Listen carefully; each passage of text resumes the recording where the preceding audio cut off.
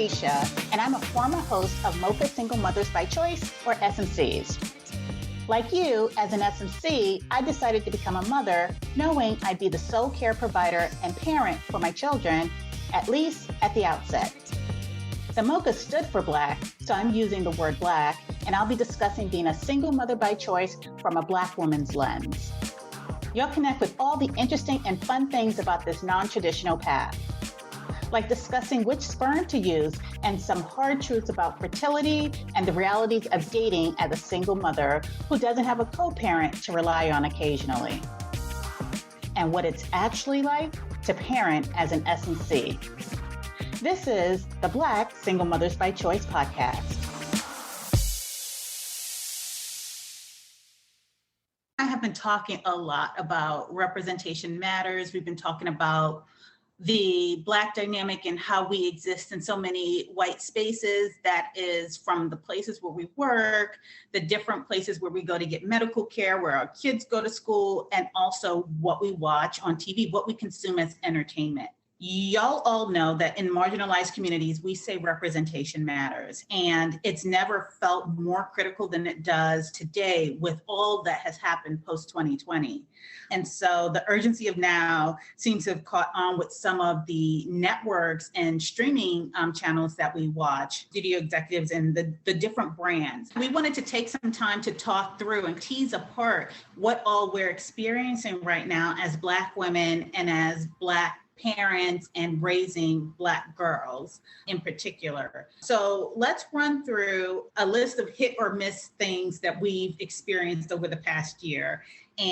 But first I wanted to talk through, what does representation matter mean to you? So for me, I think the textbook, you can't aspire to be something that you don't see, right? You can be aware of what the realm of possibilities are, but if you don't see a pathway forward for someone who looks like you to get there, and that's not encouraged, that's a problem for me. So representation matters means to me that you have to see yourself in the different opportunities that exist in this world. And I have started to be a lot more intentional. And this actually stemmed from a conversation I had with a friend of mine. We'll call him Mr. C. And he was like, when he was raising his son, he had nieces, boys and girls, and there was a lot of Disney shows. And Disney is so damaging. And one real critical conversation he had was around the number of Black people that showed up in these shows and how the hair was represented. And so at one point, they decided as a family that they would not watch any shows that did not have Black characters. And he said that there was a good 6 months that they did not watch a whole lot of TV because that's the void of Black characters. And so I took a spin on that for both my kids and as well as myself, but my kids sooner than myself. And I'd say, do you see anybody in that show that looks like mommy, that looks baby sister, that looks like you? And so now this is a running commentary. So my daughter gets extremely happy when she's, Mommy, look, there are a few people in the show and they're this character and this is what they do. And then she also recognizes when there are shows that don't have Black people. She's like, really, this show, but there are no Black people in it. And but the fact that at 7, she's aware of these things. And at one point when Beyonce released The Lion King, that whole video series documentary, we watched that a few times. And so she's just like, Mommy, do we only watch shows with Black people? Do we only listen to music with Black people? I was like, no. But I love that we're engaging in these conversations with our children so that they do become critical thinkers, and that as they go through the world, they're looking with these eyes and a racial lens at who's present, who's not present, who's in the room. I was intentional about moving to a particular location, and I moved to a location that has a lot of diversity. So we'll see the number of Black people that actually exist in the population, which is still not 100% comfortable for me, and I still have to seek out Black spaces, but it represents the diversity of the world that my child will hopefully be going into as a global citizen. We talk a lot. We'll talk about the different shows we're watching. We'll talk about the different conversations and cartoons that the kids are watching. And so we took a stab at thinking about the things that happened recently in pop culture that have us question who was in the room when something was being created or when a campaign was being developed. And so for me, in my head, every time those conversations happen, I go back to Hamilton and I think about the song In the Room Where It Happened with Leslie Odom. So clearly, who was in the room when that happened? There were people who were in the room. There were people who were not present. Nobody a final oversight in terms of diversity, equity, or inclusion. And not just who's in the room where it happens, but who's in the room and who's empowered to speak up when something egregious, you look at it on paper and it's just like, oh, that's not going to go over well. So there are a few examples of that in modern times. One is the Shea Moisture campaign that fell flat, where they were talking about the different hair textures, and you had illustrations of a looser curl pattern where the primary consumer for Shea Moisture are Black women with 4C hair that's kinky. And so this pattern that's being lauded across that whole advertising campaign is just a slap in the face to the people who are actually purchasing the products. Another campaign that fell flat was the UN Women's Valentine's Day illustration, where they paired up. They had same-sex couples, they had biracial couples, they had couples with different abilities, disabilities, and then they had the Black woman who was just hugging herself alone. They were busy patting themselves on the back. Look how diverse this is. And then the last one that popped to mind when we were just organically talking about this was the Dove commercial, where it's like, we've got this body wash and it makes you feel so good and so clean. And I feel so clean as a Black woman that when I wash off, I look like a white woman. Yeah. So it's with that lens that we come to this conversation and we talk about TV shows that we are watching, that our kids are watching, because we are looking at it with that lens. Like some things are just glaring. Now, some shows are getting it right. Some streaming networks are clearly putting in the work. I still question some of the content, which we'll get into. What are you watching that you think is getting it right in terms of representation? So I spent quite a bit of time watching TV after the kids go to bed.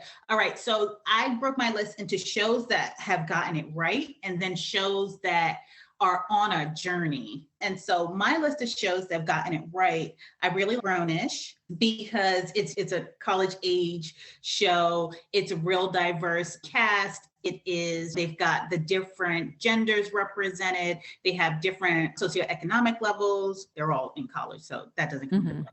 But it's so many different themes are interwoven within their stories. And that's on Freeform. I like Good Trouble for the same reason. The characters are diverse. They spend time on developing each of the different characters. So you get to know the characters really well. I do Run the World, that was on Stars, because it represents a different narrative. It's Sex in the City, but for Black people, and it doesn't center white people. And it shows how most of us truly navigate. So Run the World does that. It's a group of 30-something Black professional women who are just going about the day-to-day ups and downs of just being a woman in Black skin. And so that was refreshing. I really liked that. First Club on BET Plus, it had Jill Scott.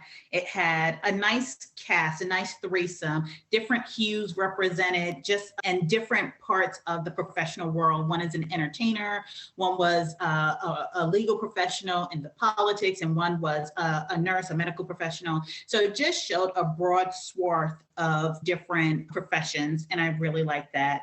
Blood and Water on Netflix is a show that takes place in South Africa, an almost majority Black cast of young people up and coming, and it just told this private school story. And I really liked seeing the different shades of Black. I really liked hearing the mother tongue from Africa and the way that they wove the stories together. And then Insecure, of course, Insecure on HBO, just loved it. I definitely say Big Brother, I think it was season 23, where they had the Cookout Alliance. That was fun to watch. They were getting it right.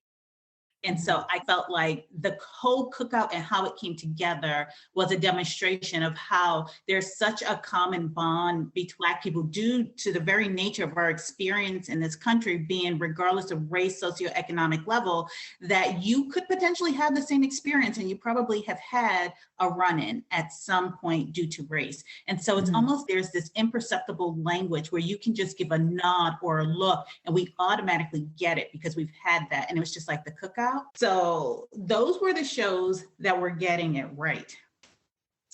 There are other shows that are on their journey. So I'll say this, Chesapeake Shores was an all-white show, and every now and then it's like Gilmore Girls. I want to pop a tab and just watch some crap on TV. So let me tell you about their journey. So for the first 4 seasons, it was unapologetically white. Then season 5 comes at 2019. Season 5, I think, spanned 2019 and 2020, right? Because the pandemic hit, they were on hiatus. And when they came back, they had a plethora of Black characters, supporting roles with people talking and showing up in multiple episodes, like Black people. And I was just like, huh. And so then I saw how they were trying to turn, suddenly at that point in 2020, race was an issue in this country. Okay. All right. So 2 shows that I do want to speak on, and I believe these are both BBC shows, Black and Lupin. Their shows have smattering of Black people, but why can't we ever pair a Black man with a Black woman romantic interest, right? So BBC tends to get this wrong out of 99% of the shows, and I like BBC shows. And it's just like anytime there is a chance to pair a white woman with a romantic partner, they put them with a Black person, a Black dude. And it's just seriously, and it's cannot seem to find a Black woman. And we know from our spaces, we have Black women who live in, and in Lupin, the dude was like pining for multiple women throughout the series. None of them were Black. All of them were white. And so I'm like, so yeah, that was a problem for me. BBC, do better. And yeah, so now,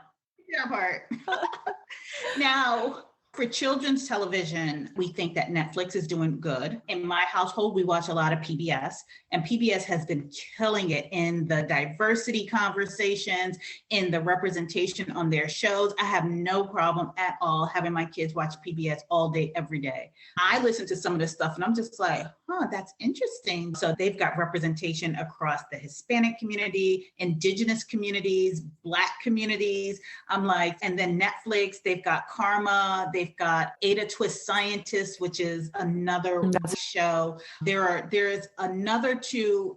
Doc McStuffins is, I want to say PBS but we watched Doc McStuffins. On a final note, here's something that really sticks in my craw.